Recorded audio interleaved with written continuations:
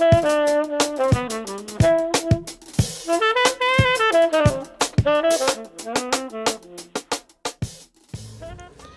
right, y'all, what's up? I am deep in my new chapter.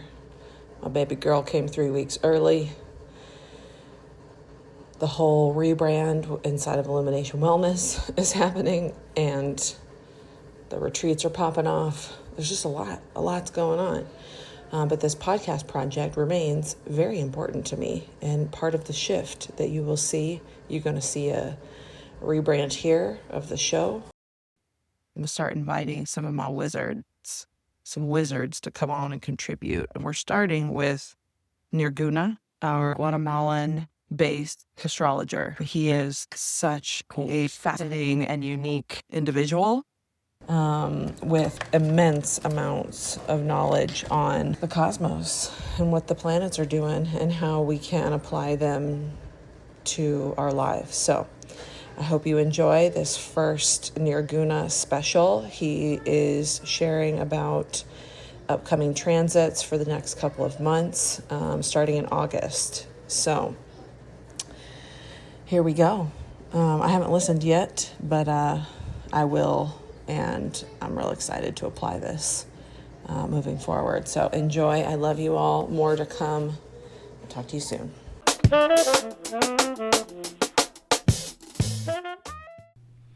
Hi there, Deva Nirguna here, artist, architect, starseed astrologer.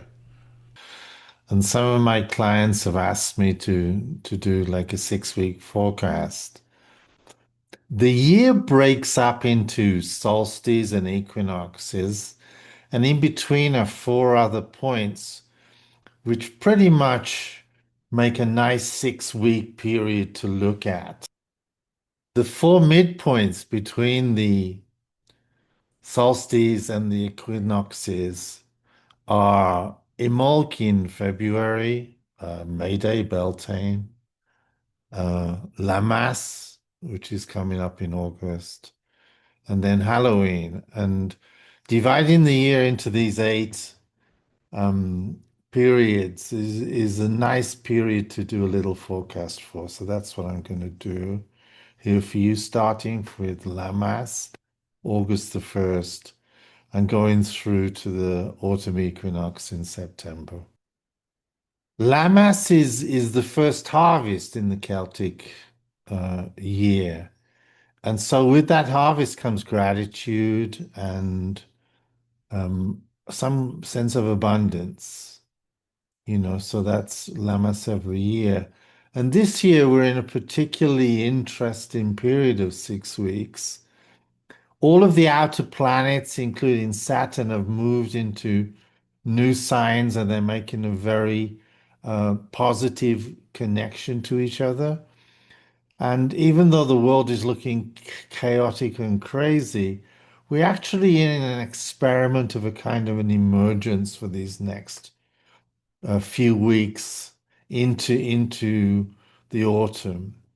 So don't be afraid to try new things, new views. Feel yourself in a kind of an emergence, a coming out of energy, and the old caterpillar view is not really relevant to this new kind of emergence from a chrysalis into a butterfly type state.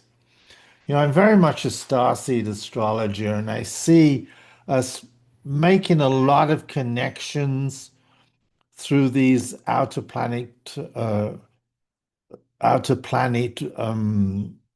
invisible kind of presences with a much bigger sense of who we really are.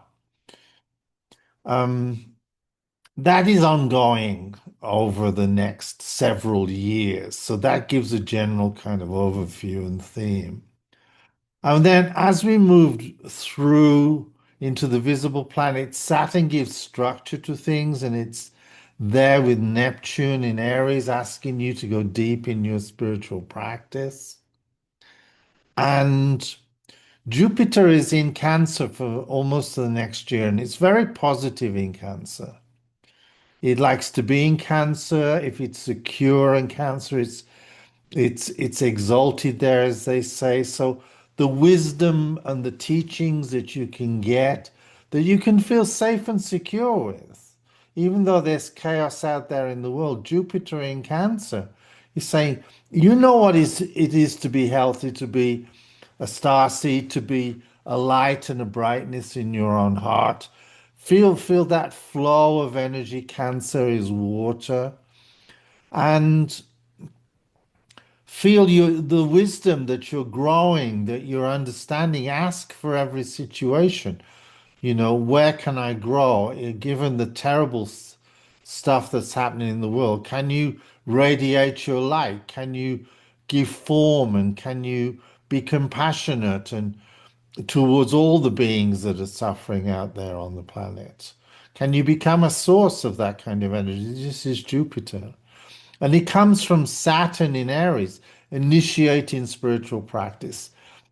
Deep, deep connectivity to Neptune, spiritual practice, visualizations, just a sense of your own emergence of being. These are the outer planets.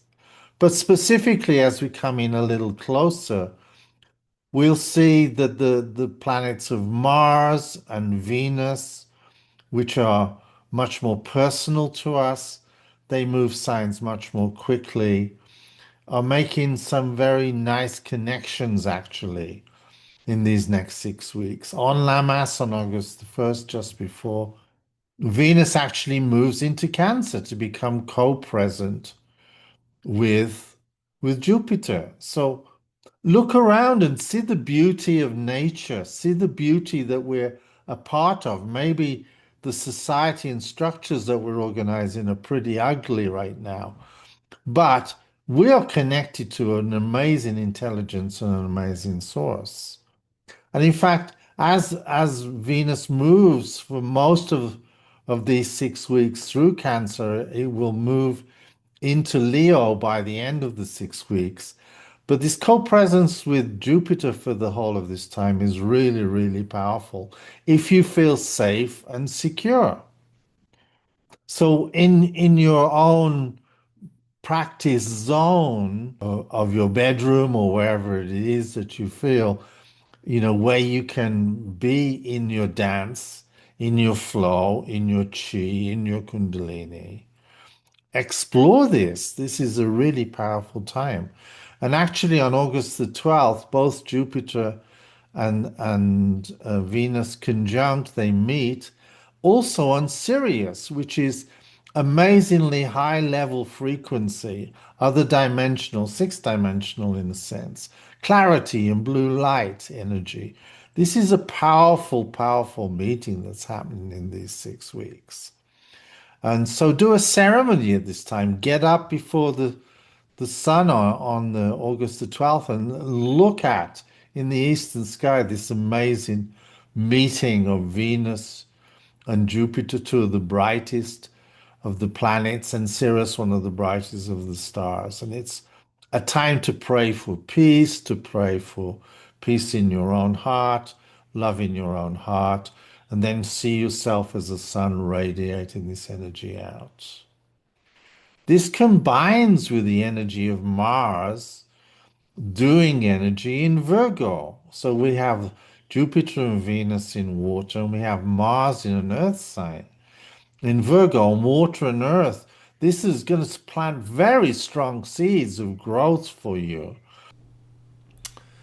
By the 9th, Mars will have moved into Libra and it will be opposite Saturn and Neptune. So for the rest of the month, it's going to be there in Libra, and you'll have to be much more diplomatic with this energy. It's workable. Time to face some things, some deep understandings in yourself and with others that need to be resolved. So then Mars will be in Libra for the rest of the month. We've got Mercury going through a retrograde period in Leo, so anything that looks too egotistical and not connected to source is not going to go down very well. So pull back from those places. where you've where you go, but I am, and you are, and go back into this sense of connectivity again to the source. Actually, this Mercury retrograding is ideal for kind of inner reprogramming.